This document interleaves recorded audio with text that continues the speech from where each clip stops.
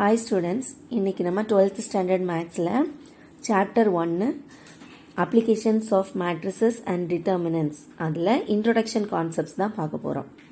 அதாவது theory of matrices அப்படின்னா என்ன, அதில் வரக்கூடிய singular, non-singular matrices, determinants, matrices ஓட orders, inverse matrices இது எல்லாத்தையும் பற்றி பார்க்க போகிறோம்.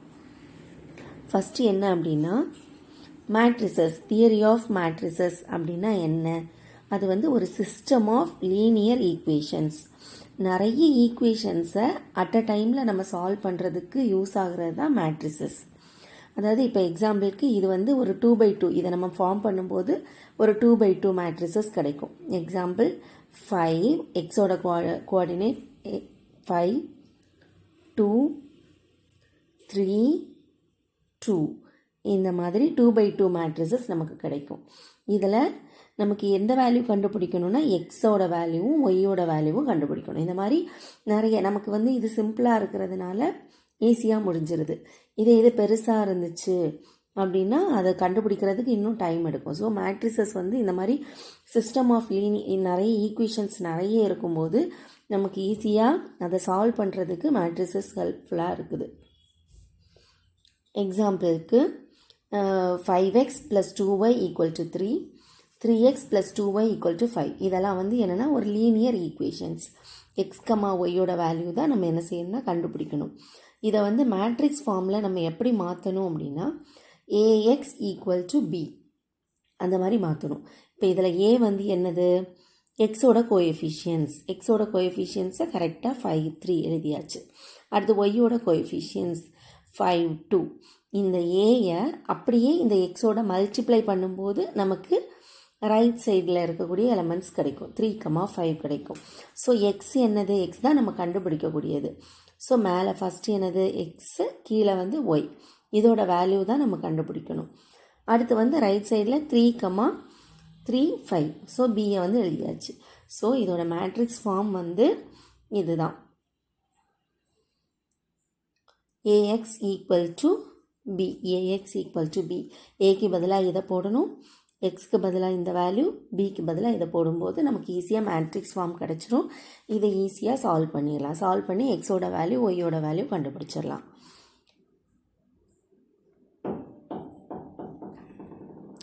நெக்ஸ்ட் என்னென்னா இன்வர்ஸ் ஆஃப் அ நான் சிங்குலர் மேட்ரிக்ஸ், ஸ்கொயர் மேட்ரிக்ஸ். அதாவது நம்மளோட எய்ம் என்ன அப்படின்னா ஒரு நான் சிங்குலர் மேட்ரிக்ஸ்க்கு இன்வர்ஸ் கண்டுபிடிக்கணும். ஸோ சிங்குலர்னால் என்னது, நான் சிங்குலர்னால் என்னது, அதை பற்றி தான் கீழே கொஞ்சம் டீட்டெயிலாக பார்க்க போகிறோம். இப்போது ஒரு ஸ்கொயர் மேட்ரிக்ஸை எப்போ வந்து நான் சிங்குலர் அப்படின்னு நம்ம சொல்லுவோம் அப்படின்னா அதோட டிட்டர்மினன்ட் வேல்யூ வந்து 0க்கு ஈக்குவலாக இருக்கக்கூடாது. நாட் ஈக்குவல் டு 0 அப்படின்னு இருக்கணும். நாட் ஈக்குவல் டு 0வாக இருக்கணும். அதாவது ஒரு மேட்ரிக்ஸ் அப்படின்னு சொல்லும்போது இந்த ஃபார்மெட்டில் இருக்கும். a = 1, 2, 1, 3 அந்த மாதிரி இருக்கும். இதோட டிட்டர்மினன்ட் அப்படின்னா அது ஒரு ரியல் வேல்யூவாக மாறிடும். அதாவது ஒரு நம்பராக மாறிடும். மேட்ரிக்ஸ்க்கும் டிட்டர்மினண்ட்டுக்கும் உள்ள ரிலேஷன் என்னென்னா அந்த மேட்ரிக்ஸோட வேல்யூவை தான் நம்ம டிட்டர்மினன்ட் அப்படின்னு சொல்லுவோம். இது வந்து ஒரு ரியல் நம்பராக, ஒரு சிங்கிள் நம்பராக நமக்கு கிடச்சிரும்.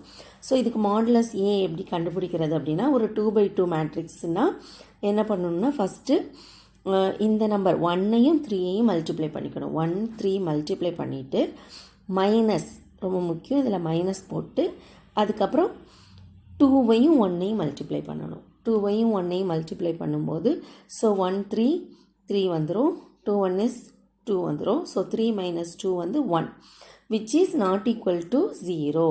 ஸோ 0 இல்லை அப்படின்ற பட்சத்தில் அது வந்து என்னது, நான் சிங்குலர் மேட்ரிக்ஸ். இந்த கொடுத்துருக்கிற மேட்ரிக்ஸ் வந்து இந்த மேட்ரிக்ஸ் வந்து நான் சிங்குலர் அப்படின்னு நம்ம சொல்லிடலாம்.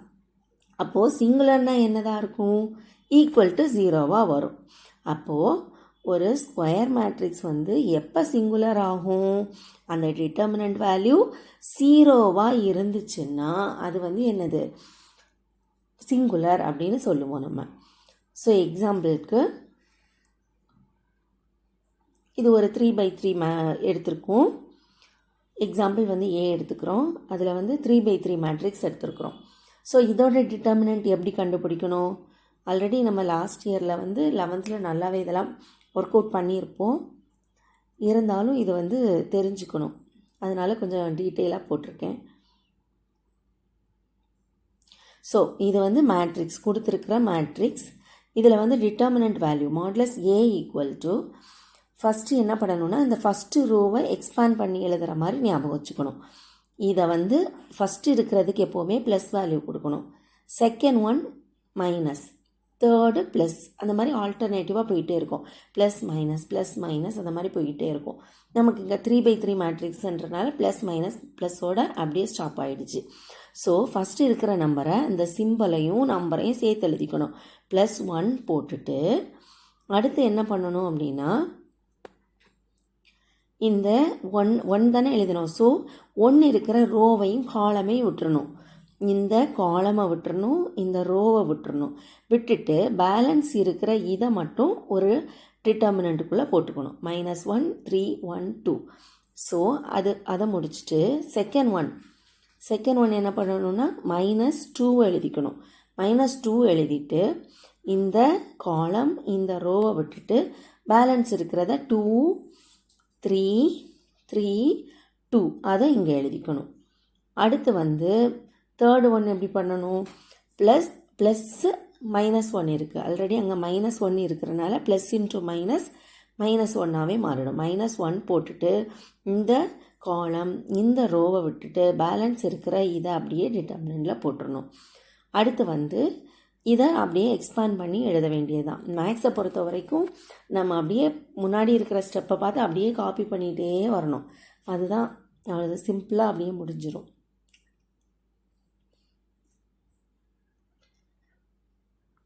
அடுத்து என்னென்னா +1 இதை அப்படியே போட்டுக்கலாம் 1. இது 2/2 இதில் என்ன பண்ணணும்? -1ஐயும் 2ஐயும் மல்டிப்ளை பண்ணால் -2 மைனஸ், அப்புறம் இந்த மைனஸ் நம்ம போட்டுக்கணும். இது கவனமாக இருக்கணும். இந்த இடம் ப்ளஸ் எதுவும் மாறி போட்டக்கூடாது. மைனஸ் போட்டுட்டு அப்புறம் 1ம் 3யும் மல்டிப்ளை பண்ணால் +3 தான். ஸோ மைனஸ் அப்படியே 3 வந்துடும். அடுத்து வந்து இந்த -2 அப்படியே இங்கே போட்டுக்கிறோம். 2 × 2 வந்து 4. அடுத்து மைனஸ் போட்டுட்டு 3 × 3 9 அதை போட்டுக்கிறோம். அடுத்து -1 அப்படியே இங்கே போட்டுட்டு 2 × 1 2. அடுத்து மைனஸ் போட்டுட்டு 3யும் -1 மல்டிப்ளை பண்ணால் -3 வருது. ஆல்ரெடி ஒரு மைனஸ் வரும், அப்புறம் இங்கே ஒரு -3. ஸோ மைனஸ் இன்ட்டு மைனஸ் +3 மாறிடும்.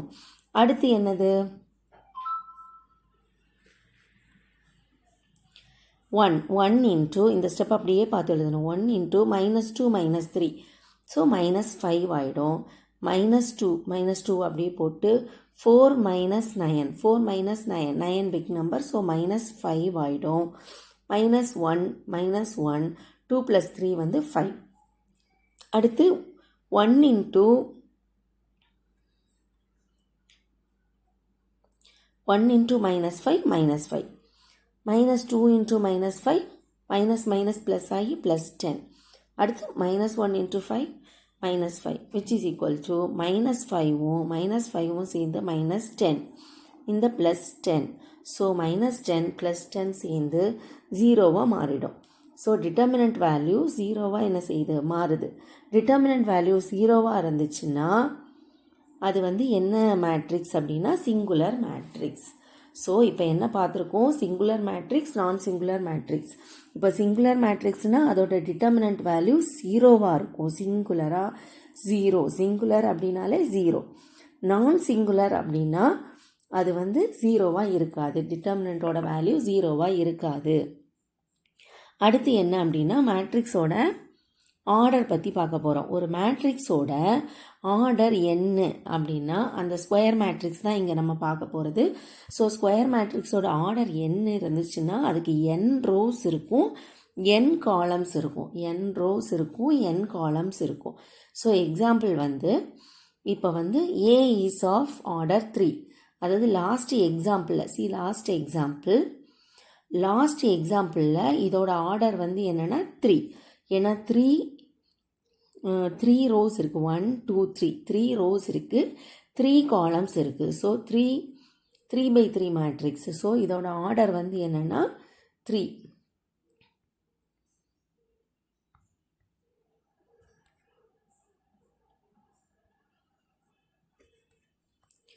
நெக்ஸ்ட்டு வந்து என்னென்னா ஓகே, இனிதான் வந்து இன்வெர்ஸ் கான்செப்ட்ஸ் வரும். எதுக்காக சிங்குலர் நான் சிங்குலர் முடிச்சுட்டு இன்வெர்ஸ் வரோம் அப்படின்னா, எந்த நான் சிங்குலர் மேட்ரிக்ஸாக இருந்தால் மட்டும்தான் நம்ம அதுக்கு இன்வெர்ஸ் கண்டுபிடிக்க முடியும். ஏன் அப்படின்னா, இப்போ ஒரு நம்பர் வந்து 0வாக இருந்துச்சு அப்படின்னா அந்த 0க்கு இன்வெர்ஸ் தெரியுமா? 0வோட இன்வெர்ஸ்னா என்ன அர்த்தம்? 1/0 தானே. 1/0னா என்னது? இன்ஃபினிட்டி. நமக்கு ஃபைண்டே கண்டுபிடிக்கவே முடியாது. இப்போ எக்ஸாம்பிளுக்கு 3யோட இன்வெர்ஸ் என்னது? அப்படியே ரெசிப்ரோக்கில் எழுதணும் 1/3. இது நம்ம ஈஸியாக கண்டுபிடிச்சிடலாம். அப்போ 0வோட இன்வெர்ஸ் என்னது? 1/0. அப்போ அது வந்து இன்ஃபினிட்டி ஆகிடும். ஸோ 0 ஒரு நம்பர் வந்து 0வாக இருந்துச்சு அப்படின்னா அந்த நம்பருக்கு நம்ம இன்வெர்ஸ் கண்டுபிடிக்கவே முடியாது. அதே மாதிரி ஒரு மேட்ரிக்ஸ்க்கு டிட்டர்மினன்ட் 0வாக இருந்துச்சுன்னா, தட் இஸ் அது சிங்குலராக இருந்துச்சுன்னா அதுக்கு நம்ம இன்வெர்ஸ் வந்து கண்டுபிடிக்கவே முடியாது. ஸோ இன்வெர்ஸ் வேணும் அப்படின்னா அந்த இது வந்து எப்படி இருக்கணும்னா நான் சிங்குலராக இருக்கணும். அதுதான் இதில் சொல்லியிருக்காங்க. ஒரு ரியல் நம்பர் 0 இல்லாத ஒரு நம்பருக்கு இன்வெர்ஸ் எப்படி இருக்கும்னா 1/xன்னு இருக்கும். ஸோ 1/xன்னா என்ன அர்த்தம்? எக்ஸ்ன்னு இருந்துச்சுன்னா அதோட இன்வெர்ஸ் 1/x. ஸோ ரெண்டும் கேன்சல் ஆகி ஆன்சர் என்ன கிடைக்கும்? 1 கிடைக்கும். அதாவது xy x இன்டு 1/xன்னு போட்டாலும் 1/x இன்டு எக்ஸ்ன்னு போட்டாலும் ரெண்டுமே ஆன்சர் 1ன்னு வரும்னு சொல்கிறாங்க. மாற்றி மாற்றி மல்டிப்ளை பண்ணால் கூட ஆன்சர் வந்து 1 வரணும். 1ன்னு வர மாதிரி நம்ம கண்டுபிடிக்கக்கூடிய அந்த ஒய் வேல்யூ தான் எக்ஸோட இன்வெர்ஸ் அப்படின்றாங்க. அதே மாதிரி தான் நம்ம மேட்ரிக்ஸ்க்கும் என்ன செய்ய போகிறோன்னா கண்டுபிடிக்கணும். ஒரு மேட்ரிக்ஸ் ஏயாக இருந்தது அப்படின்னா ஏ வந்து ஏ ஷுட் பி நான் சிங்குலராக இருக்கணும். அதாவது determinant value not equal to 0வாக இருக்கணும். அப்படி இருந்துச்சுன்னா நம்ம எப்படி இருக்கும்? ஒரு ஈக்குவல் டு 1 ஐடென்டிட்டி மேட்ரிக்ஸ், அதாவது யூனிட் மேட்ரிக்ஸாக இருக்கணும். யூனிட் மேட்ரிக்ஸ் அதாவது நம்ம சாதா நம்பரில் வந்து 1ன்றது தான் நம்ம ஐடென்டிட்டி அப்படின்னு சொல்லுவோம். யூனிட் நம்பர் 1 அப்படின்னு சொல்லுவோம்.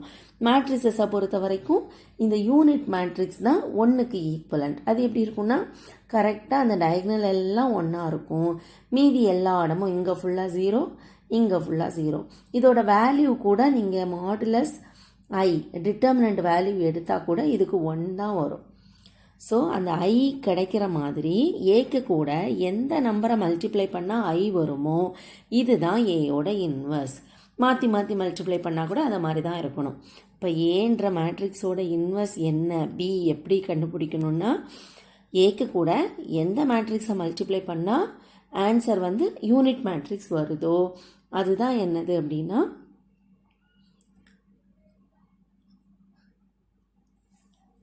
இன்வெர்ஸ் மேட்ரிக்ஸ் அப்படின்னு சொல்கிறோம். அதுவும் இல்லாமல் இந்த இப்படி கண்டுபிடிக்கக்கூடிய இன்வெர்ஸ் மேட்ரிக்ஸ் வந்து யுனிக்காக இருக்கும். நமக்கு 2, 3 கிடைக்காது. ஒன்று இப்போ எக்ஸாம்பிளுக்கு ரியல் நம்பர் ஒரு நம்பர் எடுக்கிறோம். 3க்கு இன்வெர்ஸ் 1/3 மட்டும்தான்.